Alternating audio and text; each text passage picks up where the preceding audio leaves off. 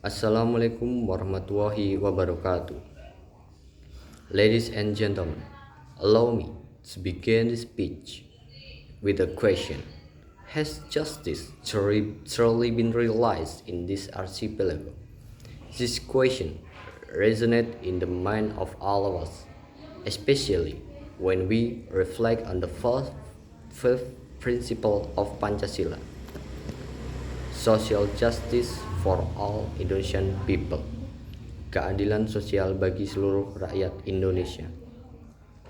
The fifth principle of Pancasila is a noble aspiration of the Indonesian nation, an aspiration to create a just, prosperous society with every individual has equal opportunities to reach their full potential.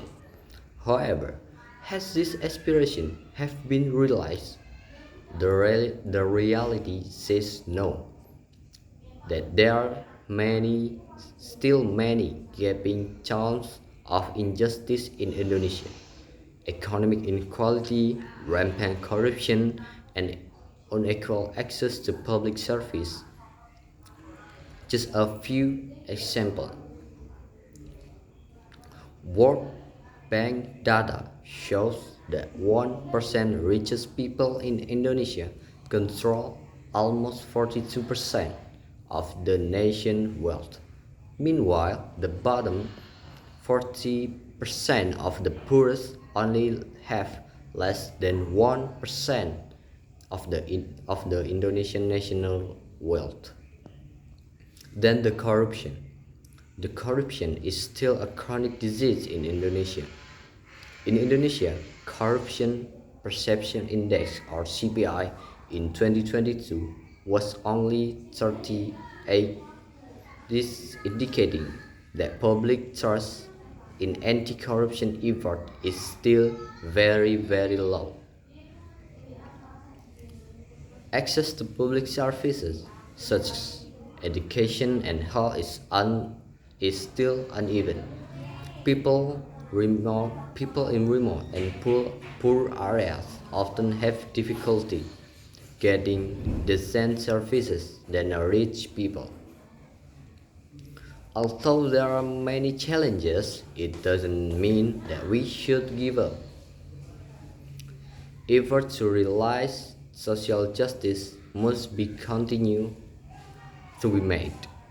So what we must do? We have take some steps to realize this. The first one, we must have strict law enforcement. Fair and impartial law enforcement is main key to creating a sense of justice in society. The second one is eradication of corruption.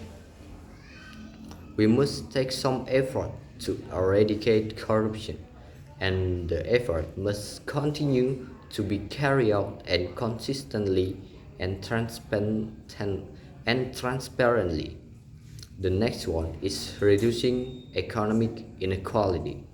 The government needs to issue policies that can reduce economic inequality, such as community empowerment programs and wealth redistribution. The last one is increasing access to public services. This means government needs to ensure that all people have equal access to quality public services. Achieving social justice for all Indonesian people is not easy. We know that. However, with a commitment and cooperation for our parties, we can achieve this noble aspiration. Let us work together to build a just,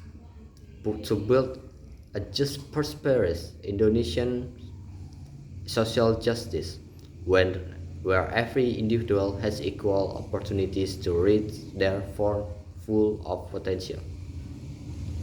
That's all for me. Thank you and wassalamualaikum warahmatullahi wabarakatuh.